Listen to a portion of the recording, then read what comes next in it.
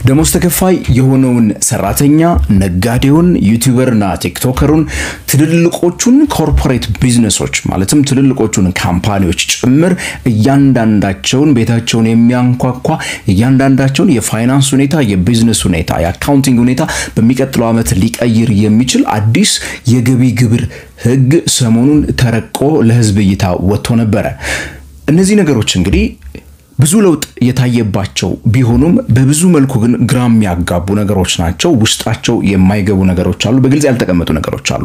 ዛሬ በዚህ ቪዲዮ እኛ እንደለመድነው ሁሉ ጊዜም ፋይናንሳችንን ቢዝነሳችንን የሚነካ ማንኛውንም ነገር እናወራለንና በቀላሉ ለማስረዳት እንሞክራለንና ንጋት ፖስት የተለመደ ስራው እንደመሆኑ እነዚህ ነገሮች እንደ ቢዝነስ ሰው እንደ ፋይናንስ ሰው አብረን ለመመልከት እንሞክራለን።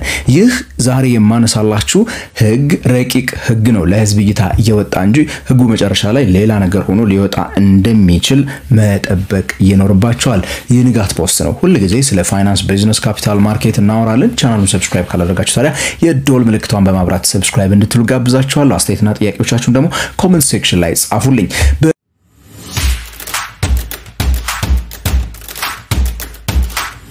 በጥያቄያችሁ መሰረት ታዲያ የአክሲዮን ገበያ ላይ ኢንቨስተር ሆናችሁ ኢንቨስት ማድረግን መጀመር የምትፈልጉ ከሆነ ያኔ ምንድነው ማወቅ ያለብኝ እንዴት ነው መሳተፍ የምችለው የሚለው ነገር ፕራክቲካል የሆነ ስልጠና ሁለተኛው ዙር ሰኔ 30 መሰጠት ሊጀምር ነው። በጥያቄያችሁ መሰረት እንደባለፈው ዙር በጣም ረጅም ሆኖ አንድ ወር አይወስድም። በአንድ ሳምንት ውስጥ በተከታታይ ቀናቶች ውስጥ ለመጨረስ አቅደን ስልጠናውን ይዘን መተናል። በዚህ ስልጠና ፕራክቲካል የሆኑ አንድ ኢንቨስተር በገበያው ላይ ከመግባቱ በፊት ሊያቀው የሚገባው ነገር ከዛ ባለፈ ደግሞ የሲሙሌሽን ካይንድ ኦፍ ትሬኒንግ ይኖረናል። በቀጥታ ፕራክቲካሊ ልንለማመድ የምንችልበት አክሲዮንን እየገዛን የምንሸጥበትን አይነት ሲስተም አስተዋውቃችኋለሁ በስልጠናው ላይ ማለት ነው። የምትሳተፉ ከሆነ ስልጠናው ላይ ተሳተፉ መሆን የምትፈልጉ ከሆነ ታዲያ የተከበራችሁና የተወደዳችሁ ተመልካቾቼ እታች በተቀመጡላችሁ የባንክ አካውንቶችና የቴሌብር አካውንት ላይ 900 ብር ከፍላችሁ በቴሌግራም ቻናሉ በተቀመጠው ሊንክ ላይ ማለት ነው ደረሰኝ ከላካችሁልኝ አዲስ ግሩፕ ላይ አድ ትደረጋላችሁ። በዛ ግሩፕ ሰኔ 30 ስልጠናው ይጀምራል።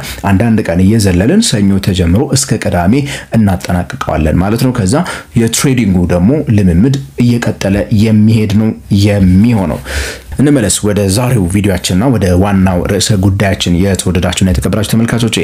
ይህ አዲስ ህግ ምንድነው የሚለው ከሚለው ነገር እንጀምር። ምንድነው ያወራው የሚለው ነገር እንደው በወፍ በረር ለመመልከት ያክል ብዙ ነገሮች ውስጡ ቢኖርም ግብር ከፋዮችን ሁለት ቦታ ከፍሏቸዋል ከዚህ ቀደም ባልነበረ ሁኔታ ማለት ነው። ያው በዛ ያለ አይነት ክፍፍል ነበረ ሀ ምንለው ነበረ። አሁን ሁለት ቦታ ከፍሏቸዋል። ከ2 ሚሊዮን ብር በታች ገቢ ያላቸውና ከ2 ሚሊዮን ብር በላይ ገቢ ያላቸውን ሁለት ቦታ ከፍሏቸዋል። ከ2 ሚሊዮን ብር በታች ገቢ ያላቸውን በላይ ያላቸውን እነዛኛዎቹን ለብለናው አልፈናል ማለት ነው። ሌላው ከባድ ነገር ግን ካሁን በኋላ ግብር በትርፍ ላይ አይደለም የሚወሰነው ነው ለነዚህ ነጋዴዎች። በተለይ ከ2 ሚሊዮን ብር በታች ገቢ ያላችሁ ከሆናችሁ ካሁን በኋላ ምን ሊደረግ ነው? በገቢ ብራኬት ልክ ሰራተኛ ሆናችሁ ለምሳሌ ደሞዝተኛ ሆናችሁ ምንድነው የምናደርገው አይደል? ከ0 እስከ ብር ከታክስ ነፃ ከ600 ምናምን ብር እስከ 1000 ምናምን ብር እየተባለ በተቀመጠው አይነት ሲስተም የገቢ ብራኬት ፉሊ ይቀመጥና በዛ ብራኬት መሰረት ነው ታክስ የሚጣለው ነጋዴ ላይ ነው የተባለው። ስለዚህ ከ100,000 ብር በታች ገቢ ያለው አንድ ነጋዴ 2% ነው የሚከፍለው ማለት ነው። አመታዊ ገቢው ከ100 እስከ 500,000 ከሆነ 3% ትከፍላላችሁ። አመታዊ ገቢያችሁ ከ500 እስከ 1 ሚሊዮን ከሆነ 5% ትከፍላላችሁ። ከ1 ሚሊዮን እስከ 1.5 ሚሊዮን ከሆነ ደግሞ 7% መክፈል ይጠበቅባችኋል። ከ1.5 ሚሊዮን እስከ 2 ሚሊዮን ከሆነ ደግሞ 9% መክፈል ይኖርባችኋል ማለት ነው። ቀላል ይመስላል አይደል? እንደምታስቡት ቀላል አይደለም። እኔ ስመለከተው እንግዲህ እንደ አንድ ባለሙያ ችግር አለበት። አንዳንድ የንግድ ዘርፎች አሉ ለምሳሌ እኛ ሀገር ውስጥ ብዙ ሽያጭ አላቸው በባህሪያቸው ሴልሳቸው ከፍተኛ የሆነና በአመቱ ለምሳሌ ወይ ሂሳብ እንደው መዝገብ የምትይዙ ከሆነና ግምት የሚገምቱ ሰዎችም ሻያው እንቅስቃሴያቸው በጣም ከፍ ያለ የትርፍ ዳጋቸው ግን በጣም ትንሽዬ የሆኑ ቢዝነሶች አሉ። ፕሮፊት ማርጂናቸው በጣም ትንሽዬ የሆኑ ቢዝነሶች አሉ።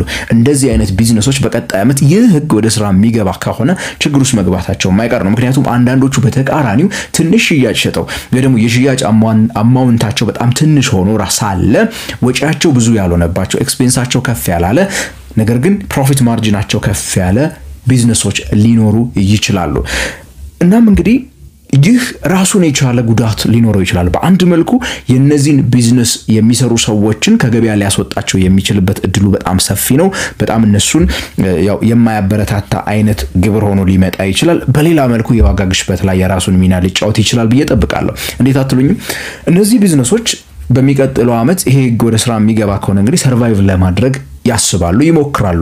ሰርቫይቭ ለማድረግ ከሚሞክሩበት ዋነኛው መንገድ ደግሞ የሚሸጡበትን የሴሊንግ ፕራይስ መጨመር ነው። ያለበለዚያ የፕሮፊት ማርጂናቸውን ከፍ ማድረግ ስለማይችሉ አንዳንድ እቃዎች ኤክስፔንሳቸውን መቀነስ የማይችሉት አይነት ቢዝነሶች ውስጥ የሚንቀሳቀሱ ሰዎች ስላሉ ማለት ነው። ሶ እነዚህን ነገሮች ለማስተካከል ሲሉ በተለይ አንዳንድ ቢዝነሶች ብዙ ነገር ሽጠው ትርፏን የማሳደግ ጥረት ላይ ለምሳሌ ያሉ ትንንሽ ምግብ ቤቶች ሆነው ለምሳሌ በየአይነት ምናምን እየሸጡ በጣም የተንቀሳቃሽ የሆነ እቃ ነው የሚገዙትና እቃዎቹን አለመግዛት አይችሉም። ምግቦቹን ለመስራት ግዴታ እቃዎቹን መግዛት አለባቸው። ሲሸጡ ደግሞ ለምሳሌ አንዳንድ ቦታ የተመጣጣኝ ዋጋ ምግቦችን የሚያቀርቡ የሀገራችን ሬስቶራንቶች ያላቸው ብቸኛ እድል በቀን ውስጥ ብዙ ትሪ ምግብ ማውጣት ወይ ብዙ ሳህን ምግብ ካላወጡ በስተቀር ያንን የተፈለገውን የትርፍ ዳጋ አያገኙትም።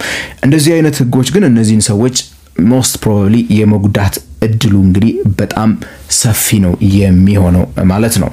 እና ነጋዴው ነው ይሄ የምላችሁ ለመንግስት ሰራተኛውስ ወይ ደግሞ ለሌላው ተቀጣሪ ሰራተኛ እስከ ገቢ ግብሩ ጋር ተያይዞ ምን እየተባለ ነገር አለ ብላችሁ ደግሞ ከጠየቃችሁኝ እንግዲህ ላስታውሳችሁ ስልጠናውን መመዝገብ እንዳትረሱ። ታዲያ ስልጠናውን መመዝገብ የምትፈልጉ ሰዎች በተለይ ካፒታል ማርኬት ውስጥ እንዴት ኢንቨስት እንደምታደርጉ የምንጠቀማቸውን አንዳንድ ቴክኒኮችን ፕራክቲካሊ የሆኑ ኤግዛምፕሎችን አብረን እንመለከታለን። በኒውዮርክ ስቶክ ኤክስቼንጅ ላይ ያሉ አክሲዮኖችን እየገዛን እየሸጥን እንዴት አድርገን ፖርትፎሊዮ መገንባት እንደምንችል እንለማመዳለን። የኛ ሲጀመር ብዙም ስለማይለያየ ሲስተሙ ካሁኑ መልመድ የምትፈልጉ ከሆነ ስልጠናውን ጆይን አድርጎ ቴሌግራም ሊንኩ ላይ ደረሰኙን እየላካችሁ ማለት ነው።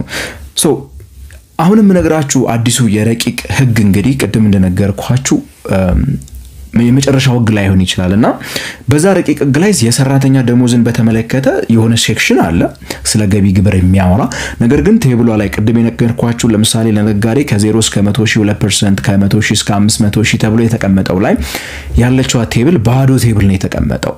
ከዛ በኋላ አንዳንድ ሰዎች ናቸው እንግዲህ አይታችሁ ከሆነ ሶሻል ሚዲያ ላይ እየወጡ ይሄን ያለው የተባለው ከ2000 ምናምን ብር ከታክስ ነፃ ይደረጋል ከዛ በላይ ግን እንዲ ነውና እንዲ መሆን የለበትም የሚሉ ለምሳሌ ሰራተኛ ማህበሮች ሲናገሩ የሰማናቸው ነገሮች ነው እንጂ ፎር ሪል ይሄ ነው የሚል ነገር የተቀመጠ ነገር የለው ማለት ነው። ሶ ልክ እንደ ነጋዴዎቹ ያው ፕሮግሬሲቭ የሚባል ታክሴሽን ሲስተም በገቢ ግብር ላይ በሰራተኛው ላይ ለረጅም ጊዜ ሲተገበር የቆየ እንደመሆኑ ምንም የተለየ አዲስ ነገር አያስብለውም ማለት ነው። ሆፕፉሊ እንግዲህ ምን ይደረጋል ብለን የምንጠብቀው የትኛው ይደረጋል ብለን የምንጠብቀው ሬቶቹ ጉዳይና ተቀናናሾቹ ናቸው እንግዲህ የሚሆኑት። ግን በዚህ በጣም በተወደደ ኑሮ ውስጥ በተለይ ኢትዮጵያ ውስጥ አሁን ትልቁ ችግር የኑሮ ውድነቱ ነው እየከበደ ያለው። የዋጋ ግሽበትን ብሔራዊ ባንክ በሰፊው እየተቆጣጠርኩ ነው ብሎ እየተናገረ ነው። እውነትም ነው። ዓለም አቀፍ ተቋማትም ያንን ይመሰክራሉ። የእቃዎች ዋጋ የሚጨምርበት ፍጥነት ቀንሶ ሊሆን ይችላል። የሚጨምርበት ፍጥነት 10 ምናምን በመቶ ከዛ ቀደም ለምሳሌ አመት ምናምን ብትሄዱ 30 በመቶ ድረስ ነበር አንዳንድ እቃዎች ዋጋቸው ሲጨምር የነበረው።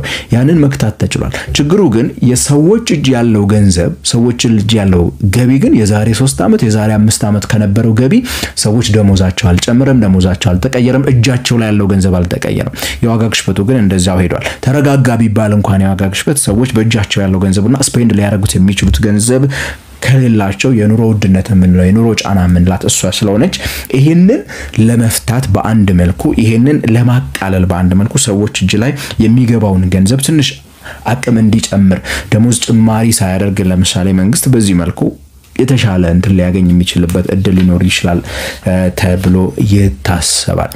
የተወደዳችሁና የተከበራችሁ የንጋት ፖስት ቤተሰቦች ታዲያ ይህ አዲሱ የገቢ ግብር ህግ እዚህ ላይ ብቻ አይደለም የሚቆመው። ቲክቶከሮችን ዩቲዩበሮችን ኦንላይን ስራ የሚሰሩ ሰዎችን ኮርፖሬቶችን በውጭ ሀገር ያላችሁ ዲያስፖራዎች ኢትዮጵያ ውስጥ ስራ መስራት የምትፈልጉትን እያንዳንዳችሁን የሚነካበት መንገድ አለ ይሄኛውን በቀጣይ ፓርት 2 ቪዲዮ መለስበታለሁ ከዛው ግን የካፒታል ማርኬት ስልጠናችንን ላስታውሳችሁ ስልጠናውን መካፈል እንዳትረሱ ፕራክቲካል የሆኑ ዕውቀቶችን ታገኛላችሁ ስልጠናው የሚሰጠው ቴሌግራም ላይቭ ላይ ነው 900 ብር እየከፈላችሁ ሌሎችም ጓደኞቻችሁን እንዲማሩ የምትፈልጉ ሰዎችንም ደግሞ እየከፈላችሁ ያስገባችኋቸው ቴሌግራም ላይቭ ላይ ከሰኔ 30 ጀምሮ ስልጠናው ይጀምራል ግሩፑ ላይ አድ አድርጋችኋለሁ ክፍያውን ከፍላችሁ ልክ ሪሲቱን እንደላካችሁ ማለት ነው ታዲያ ይህንን ቻናል ሰብስክራይብ ማድረግ ላይክ እና ሼር ማድረግ በተለይ ደግሞ ከኢትዮጵያ ውጪ ካላችሁ ጆይን ያላችሁ እንድታበረታቱን ጋብዛችኋለሁ እስከ ቀጣይ ፓርት የዚህ ቪዲዮ እስከመለስበት ድረስ ታዲያ ቸር ያሰማን እንምላችሁ ከንጋት ፖስት ነኝ